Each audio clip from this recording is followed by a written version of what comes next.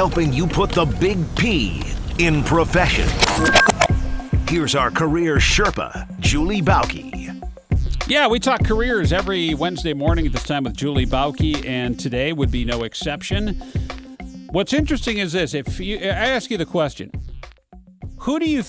which group do you think COVID-19 and the pandemic affects more, men or women? Julie Bauke, your answer would be what?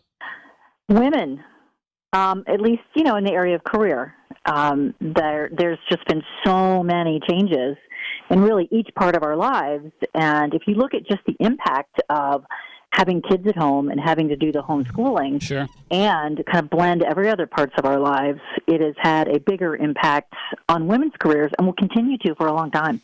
Yeah. But why is that? Is it because, you also have to handle the kids and do all that stuff? Yeah. What is it specifically? Yeah. Is that it? So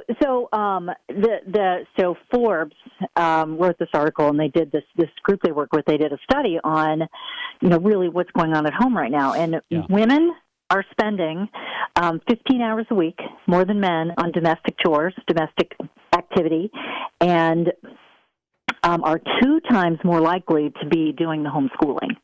And so if you're working, you can't tell your job, I'll get to this at 9 o'clock at night because I've got to work on the homeschooling piece.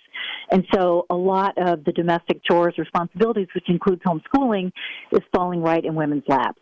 And so it's, in fact, the unemployment rate for women, it used to be lower than for men. Now it's slightly higher. That's of the end of July. So we're going to see the result here for a very long time of COVID in the workplace as it readjusts. Yeah, and because the women were it was something like 55% of workers who became unemployed in April.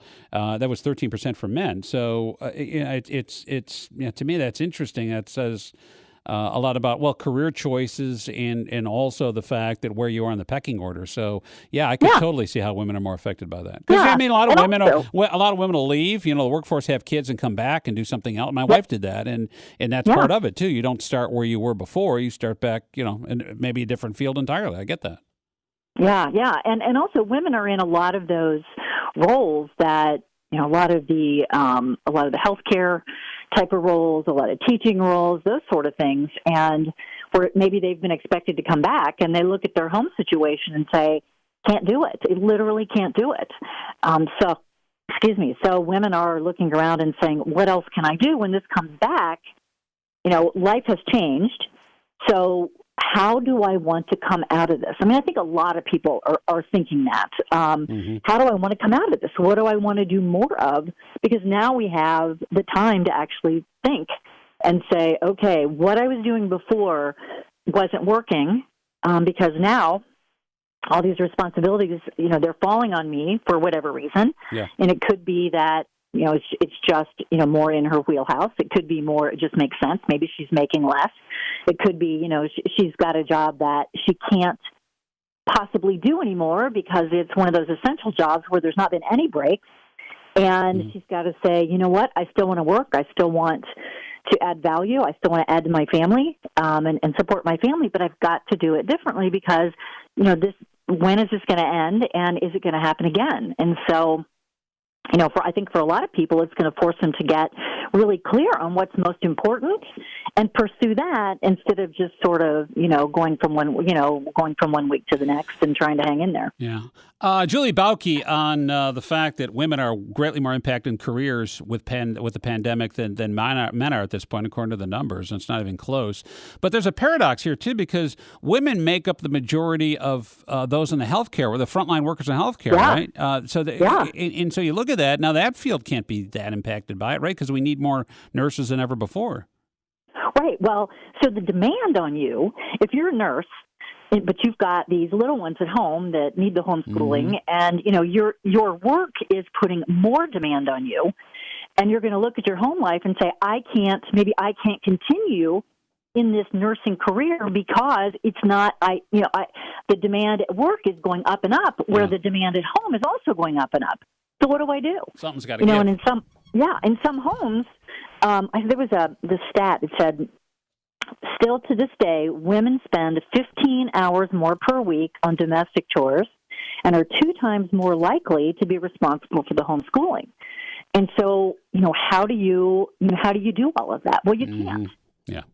So what do you give up? And that's why people are in this position where they're having to make these untenable choices. It'd be great if you could say, yeah, I just use my salary for vacation time and fun stuff. Right. Then I can give it up. But if your salary is part of what helps your family make it from one week to the next, it's not as easy of a choice as it would be, if it wasn't that way. Yeah, because that's true of most American families. It's not like, oh, this is a luxury, I'm working because I want to get out of the house. Now, maybe if you're older or something, and you're married and your significant other has a really high paying job, and you could, you're looking for something busy to do, I suppose. But that's a small percentage of America, isn't it?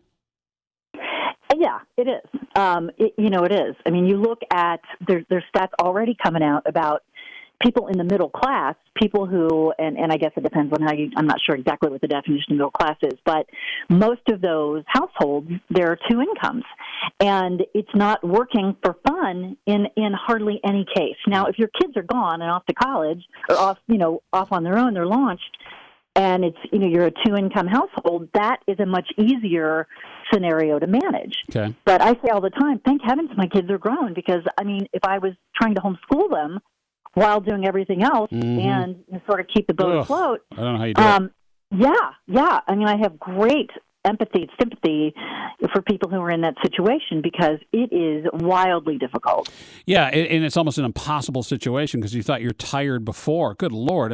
That's why people's stress level now, if you think about for the average American family, if there is such a thing, that you are pulled in so many different directions, especially for women. Yeah, I totally get that. And then you see Cincinnati Public Schools going, well, we're going to go to a blended learning where you're home a couple days a week. I would have to think if you're a parent, you're like, my God, this is never going to end. Yeah, and because even if you set up a structure that works, because you've got your kids at home 2 days and in the school, 2 days in the school 3 days, who's to say it's not going to change?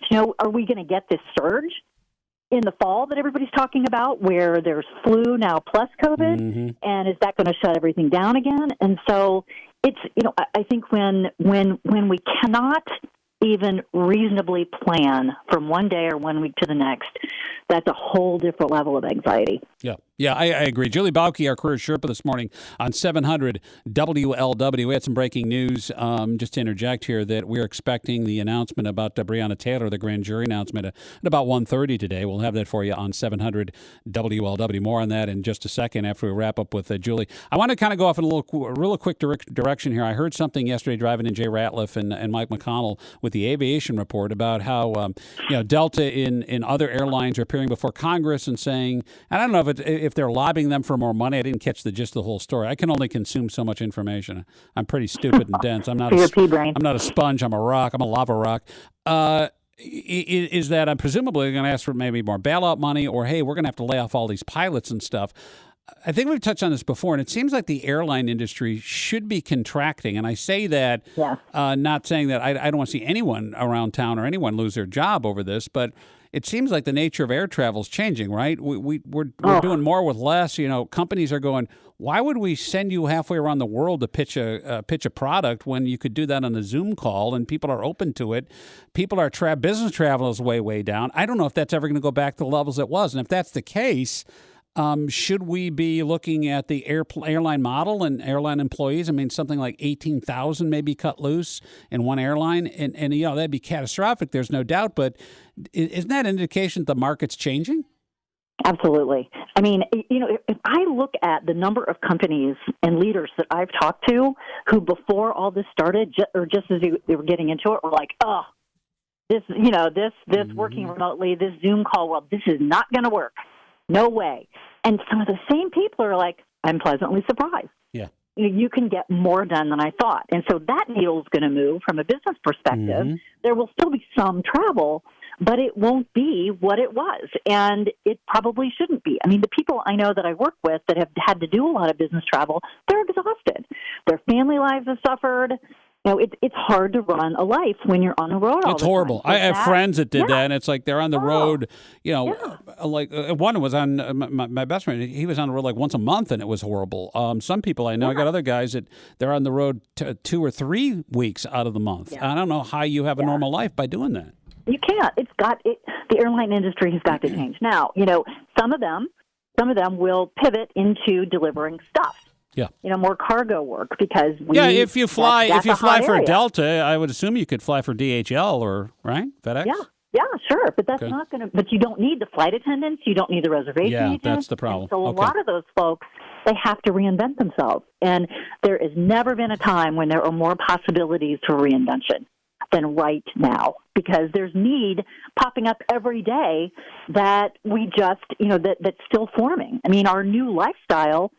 Your wife could probably tell you the demand for larger houses was way down. It's going to go back up because people are spend more time at home. Second homes, vacation homes, people to help, with your home and garden type of stuff. We're living differently, which is going to create new jobs. But here in the gap, as that's happening, it's incredibly painful, and there are going to be a lot of people who have a hard time surviving financially. Interestingly, another article I read yesterday talked about multi-generational living as a new wave of the future, where right now some people don't have a choice but to move in with other family members. But there's also kind of this feeling that there might be a trend toward people moving in that way and staying that way. Yeah. All right. Fair enough.